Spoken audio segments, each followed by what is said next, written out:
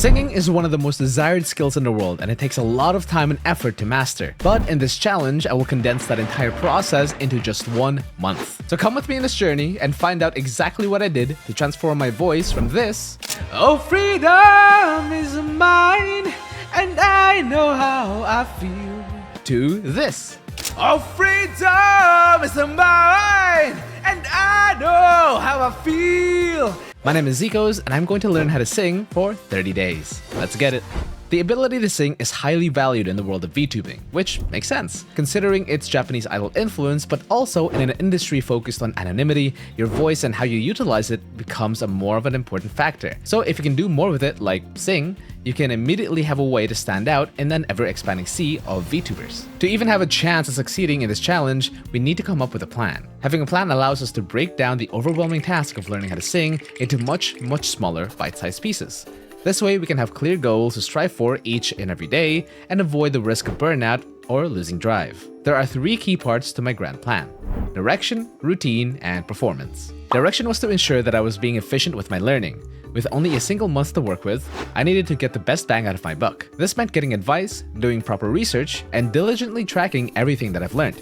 My path to singing proficiency needed to be as clear as possible. No distractions, no confusion, and minimal roadblocks as I completely lock in for this challenge. So with that in mind, I split my learning across 4 weeks. Week 1 to 2 was all about research and grasping the basics. Week 3 was polishing the basics and exploring my voice. Lastly, week 4 was all about practicing songs that would be in my set list on day 30's live performance. More on that later. My routine was to keep me consistent. If I don't take this seriously, I might as well not be doing this at all. This meant showing up even when I don't want to, and dedicating everything I had into this endeavor for the next month. Having said that, the tricky part is balancing it with my full-time job, making content, and streaming, alongside whatever life has to throw at me. So how did I do this? Well, my solution was simple. I set clear parameters for myself. A minimum of 1 hour a day will be spent practicing, and any free time will be spent learning, whether that's from YouTube videos, feedback, or analyzing my own singing as I go. This way I can focus all of my practice time into actually singing, while still enhancing my knowledge of vocal techniques through study. But you might be asking yourself, why don't you just use that extra time to sing more?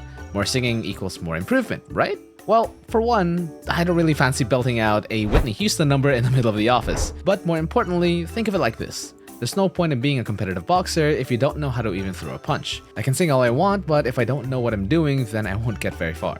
And plus, I don't know if you've noticed from my other video, but I just love learning new things. And lastly, performance will be the result of everything that I've learned put together to serve my biggest personal goal out of this entire challenge: to live out one of my biggest aspirations as a VTuber.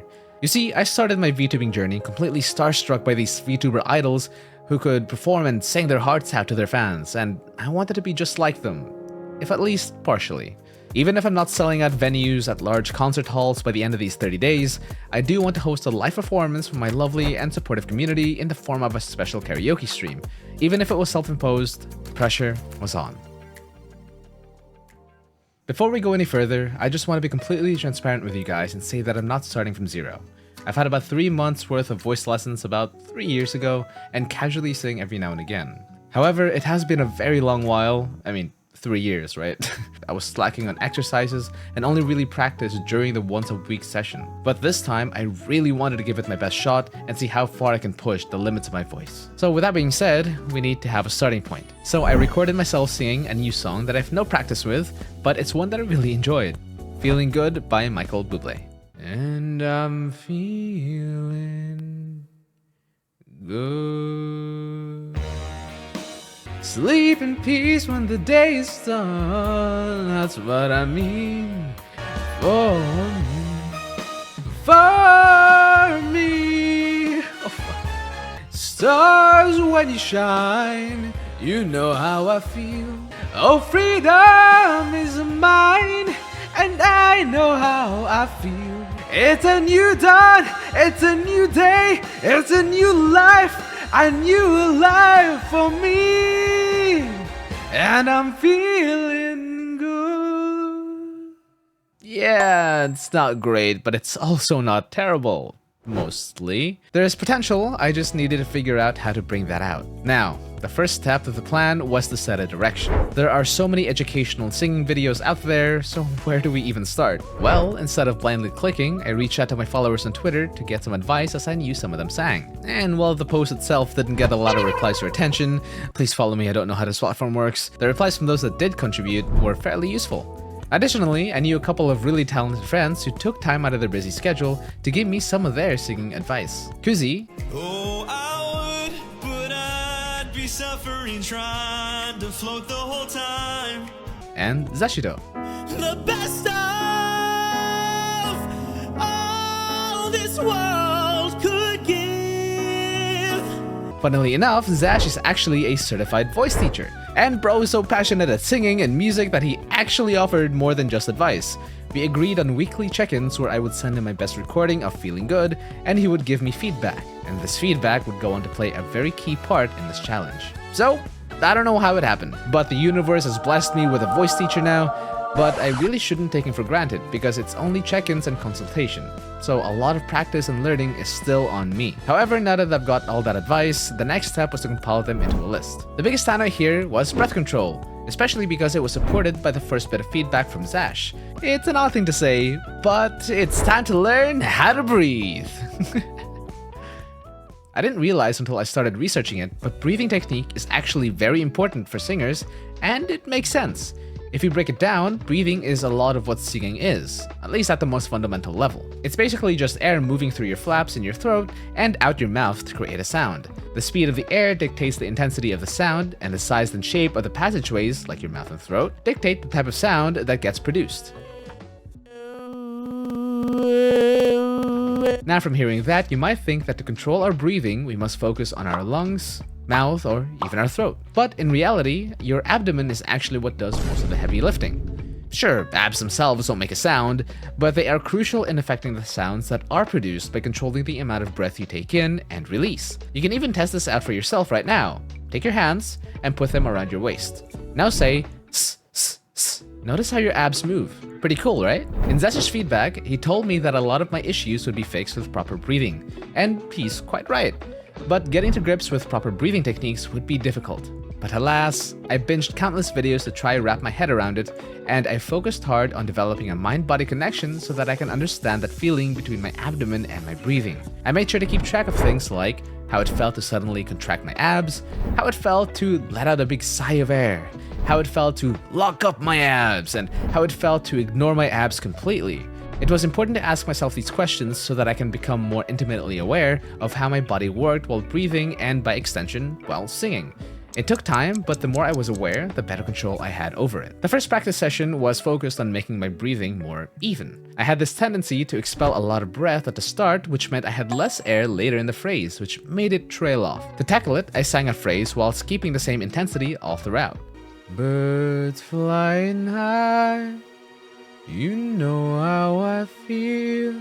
Yes, this does sound incredibly monotone, but I did this to understand the feeling of singing evenly. On day 3, I sort of figured out how to sing the E sound, something that plagued me for the longest time. Okay, so I think I just figured out how to sing the E. E. I think I figured out how to get it up so that it feels more free and less tense. So instead of me, it's me, me, afar thee. I wasn't straining as much anymore, but I would find out later that this was only the start of solving this difficult sound, and the very concept of vowel modification, which would play a very big role later. On day 4, I tried those vocal workout videos, and after just 20 minutes, my voice became so tired to the point that I could barely sing at all. I was never a big fan of drills or workouts, so this just cemented that feeling and made me want to avoid them. Brother, However, I still needed to continue on with my practice, so I couldn't just stop midway through the day. My voice was tired, but it wasn't in pain, so I figured I was okay enough to continue, and I'm glad I did, because when I practiced Feeling Good, my mouth and throat sort of just opened up out of nowhere. It felt amazing. Oh, freedom is mine, and I know how I feel. However, it was only for a single phrase, and I had to suffer the feeling of embarrassment when I belted out this part of the song, knowing that my neighbors and housemate could probably hear my terrible screeching. soda pop, my little soda pop. Sorry, guys. Uh, But on the bright side, I did discover more of my potential, be it very briefly. It finally made me understand what singers meant when they say singing should feel effortless. This was a huge boost in motivation and made me even more excited to continue on. However, it would not be enough to stop feelings of embarrassment. And it would get so bad that when I tried to sing higher notes on day 5, I would notice how loud I got and immediately stopped myself out of reflex. It was frustrating because I knew I couldn't improve if I couldn't get past this feeling, but today was just not it. However, over time, I learned to gradually be more comfortable with getting louder and louder until I was able to continuously belt out notes. The feeling of embarrassment never went away, but I grew more used to it, especially knowing that I had to if I wanted to improve. It wasn't easy, but I pushed myself through. Day 6 rolled around and I decided to start my session by measuring my hissing length. No, not the type of snake hissing. I'm a snake. I'm a slithery little sneaky snake. Basically, how long I can do this. This is a good exercise to measure how good your breath control is. The longer you can keep it up, the better. When you're letting out that hiss, really focus on how your abs move. It can contract, but it can also expand. Allow it to move as it needs to, but ensure that it's gradual, gentle, and smooth. My starting length was 22.5 seconds. We'll keep that in the back of our heads for now, and check it back every now and again until the end of the challenge to see how well I get. While the hissing was decent, the rest of the day was pretty bad when it came to energy. I felt really tired, but I powered through anyway for the sake of the challenge. It was a pretty mid-session all in all, and constantly doing these vocal workouts and exercises really killed my motivation with each passing day. However, something happened that would help with exactly that. Like most people these days, when I go to bed, I usually like to spend a bit of time scrolling. You know, as you do. And I'm really glad I did because I stumbled on this vocal coaching video with Ado in the thumbnail. And guys, if it involves Ado, I'm clicking. This video from Chris Lipe talked about how important exploration and discovering your own voice was, how playing around with all sorts of weird sounds and noises that you normally wouldn't make can give you a better understanding of what your voice is capable of, and in turn allow you to control it better because now you've unlocked these new feelings. It was a completely new perspective to practice that blew my mind because I was always under the impression that I had to always do these scales and workouts and other boring and tedious exercises to get better. But now I've been taught something very valuable, which fits my learning style to a T. And from this day forth, exploring and discovering my voice would become a large part of my practice. And after doing exactly that on day 7, the first week of the challenge was over. I learned a lot already, but we're only getting started. When we sing, the parts that actually get sung are the vowels. And I know it might seem like a, well, duh sort of thing. Well, duh. But this is actually very important to understand, and here's why. For singing, we have 5 vowels. A, E, O, and U.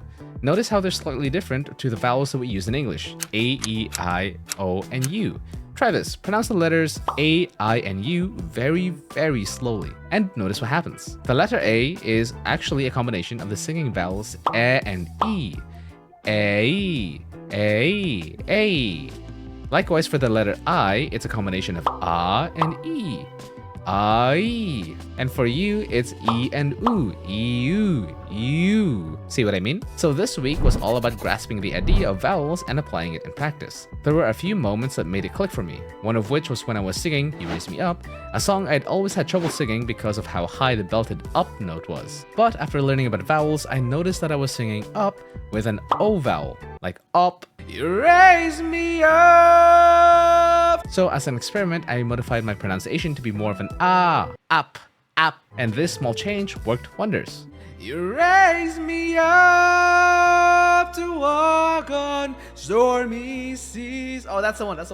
I didn't realize it at the time, but I found out much later that this was because I changed my placement and accessed my mixed voice. To quickly explain, placement is where your voice sits when singing. Something like this, would be placed at the front of the mouth, while something like this, would be placed at the back of the mouth.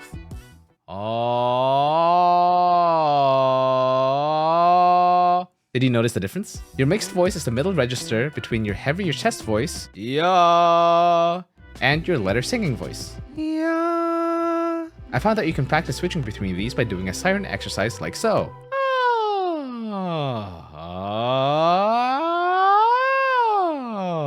And don't worry worry if you find yourself cracking into head or falsetto, because right before that crack is actually where your mixed voice should be. This video by Studio West explains this really well. But alas, while I can celebrate this win, the experience also highlighted my weaker vowels, E and U. So I spent the next day learning all I could about them and found that I was actually closing my airways and therefore tensing up. But I also learned that certain mouth shapes can really help open up my airways while still allowing for the intended vowel to come through. For example, instead of singing E like this, E, I can sing it like this. E, E. Notice how the sound changes but the vowel remains the same. While both have their use cases, the latter provides a bigger volume of air to work with, which means an easier time for those higher notes. I also started to religiously practice the A, E, O, and U exercise from Victoria's video to get the hang of vowel control so that I could access these vowels more fluidly. Right after day 9, I took a small break to go see my first ever concert, Baby Metal, at the O2 Arena. And boy, was that a crazy first concert. Let me tell you, I was screaming my ass off with no regard to vocal technique whatsoever, but it was so worth it. When I returned to practice on day 10, I looked into how to properly warm up. Like, I knew what to do, but I hated doing it. Hey, this man just, I don't want to do this no more. At least until I found Chris Lipe's video. It blew my mind because it crushed my preconceived notions on what a vocal warm-up should be. I guess just like the other video that I saw from him. It reframed my understanding of it from strict exercises to freedom of exploration and discovery, focusing on being intimately familiar with your own voice. All the way from the weird to the crazy and everything in between.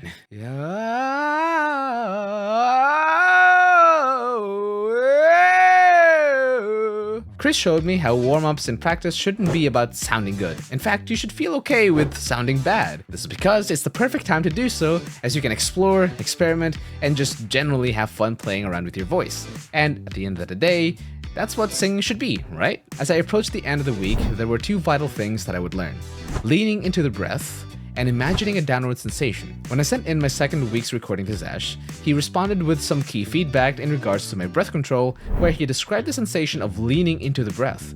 This was to help with gradual movements of the abdomen as breath is being expelled. This helped with the evenness that we talked about earlier. For downward sensation, I like to think of this as the feeling of pointing your voice down. This was to mitigate the tendency of my larynx to rise as I reached higher and higher notes, which caused some uncomfortable feelings like straining or being stuck. There's this really interesting counterweight effect where the higher you go, the more of a downward sensation you should apply. Of course, this is different for everyone, but this way of thinking worked for me. That being said, I must stress the point that you don't have to keep your larynx down.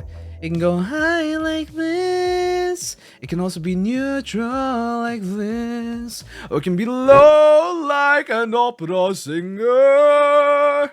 The important thing here is to keep it relaxed and flexible. So armed with this knowledge, I focused the last couple of days in the week to understand and practice them by applying my newly found knowledge to songs. The way I went about it was, I slowed down the song and sang every single vowel very slowly, but also very deliberately to understand that feeling of my breath, the feeling of my vowel shapes, and the feeling of my downward sensation. As the Navy SEALs say, slow is smooth, smooth is fast. Slow, smooth, smooth is fast. That's it.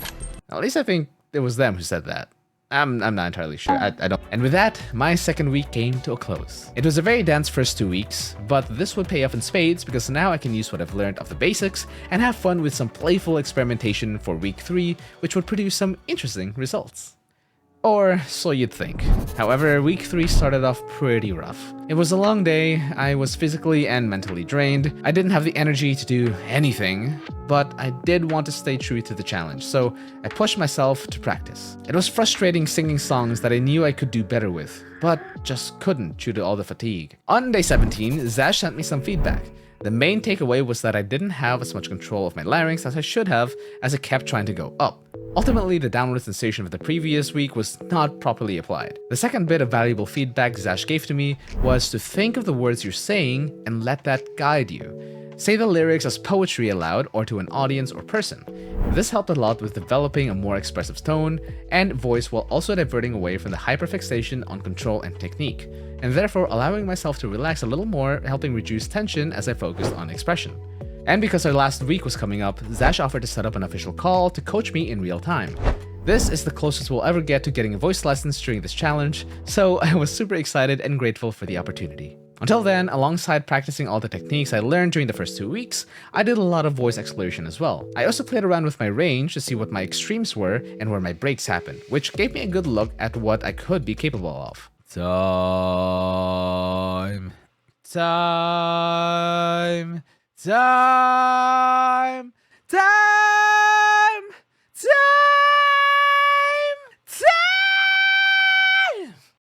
However, after this, Zash did tell me that my voice range was about a high baritone. This was a wonderful time as I would start to finally learn to accept my voice and how I sound. Accept yourself. Love yourself. Ado's influence during this really came through as well, as I'd begun to play around with how I could express myself through singing with different dynamics, voice effects, etc., and I allowed for myself to just go all over the place and be okay with it. On day 20, more things started to click. Notes that I used to struggle with now felt more manageable. I even compared my first rendition of Feeling Good from day 1 to now and was blown away by the difference as I had not heard it for a while. Oh, freedom is mine, and I know how I feel. Oh, freedom is mine, and I know how I feel. It's a new dawn, it's a new day, it's a new life, a new life for me. It's a new dawn, it's a new day, it's a new life, a new life for me. And I'm feeling good, and I'm feeling good. I was indeed feeling good. Unfortunately, all good things must come to an end. At least temporarily, as I ran into the dreaded wall on day 21. I felt stuck and even felt like I was regressing. I was plagued with this for 4 days. The final week started off rough. Facing this roadblock for almost half of the final stretch was frustrating, to say the least. I knew what good technique was, but for some reason, my body just wouldn't do it. I ended up overthinking every single little thing, and I swear it nearly drove me insane. This slump also resurfaced some bad memories. See, when I first began VTubing, I uploaded a cover of one of my favorite jazz songs, Fly Me to the Moon by Frank Sinatra. It was to celebrate my first 100 subs. Look how far we've come, huh? At the time, 100 subs was huge for me. It marked a big milestone, and I wanted to give back to the people that helped me get there. So I figured I'd release a short cover as a little thank you, despite not knowing how to mix or record covers at all. But gosh darn it, I gave it everything I had. Only to be met with laughter from a close friend at the time. In fairness to them, they did apologize, but it was already too late. Like dominoes, it brought back other bad memories where I faced some of the same judgment. Being laughed at by friends and being told to stop because I was just that bad. And looking back, yeah, that was pretty bad. I'm not gonna lie, I was pretty terrible. I would not listen to me back then either. But those moments did tear down any semblance of confidence I had, which wasn't a lot to begin with. And fast forward to present day, those memories would only grow louder no matter how hard I tried to push through them. I tried to focus on the basics, thinking that my fundamentals would carry me through, but no matter what I tried, nothing worked, and I only grew more and more frustrated and doubtful, getting into my own head and asking myself, am I just wasting my time with this challenge? Am I gonna get laughed at again? Was all that effort enough? Am I enough? It wasn't until my scheduled call with Zash that I finally had a breakthrough and was able to overcome the wall. He didn't just coach my vocals, Zash did something more than that. He taught me that I should have confidence in the voice that I have, and to strive to see the best parts of it. The thing you have to remember, and you have to find the beauties in your own voice. He showed me that going at my own pace was fine. I was comparing myself to those who had years and years of experience, while I had very little. Yet, I was still making great progress, so it was unfair of me to compare myself to others like that. You are comparing yourself to people who've probably been using their voice for a while. You just started, and if you can pat yourself on the back a bit here, because like I said, and I'll continue to say it, just how far you've come in the matter of a month, Imagine after a year if you continue to work at this. If you can try to focus, you know what, let me take it a day at a time. Let me focus on my voice. Let me focus on what I can do. As you go on and work on things, you will find that, oh, there's an aspect of my voice that not many other people have either. And, oh, I like this part of my voice, you know?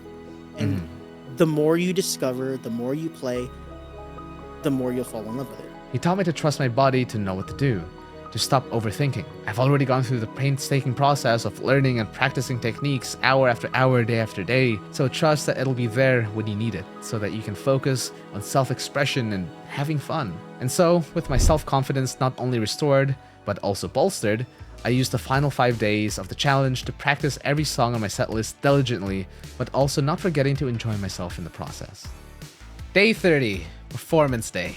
Right before stream, I did a hissing exercise one last time. Whoa, oh my god! Oh, that's a lot, that's a lot, that's a lot. Let's go! New record, baby! 32 seconds. 10 seconds more than what I started with. So, I was pretty chuffed with that. However, when it came to the performance, I was nervous to say the least. Oh, I'm so nervous. Say hello, chat. You're on camera. Woo! I started off shaky, but after I decided to do this... Bird Watchers! Are you ready for a concert?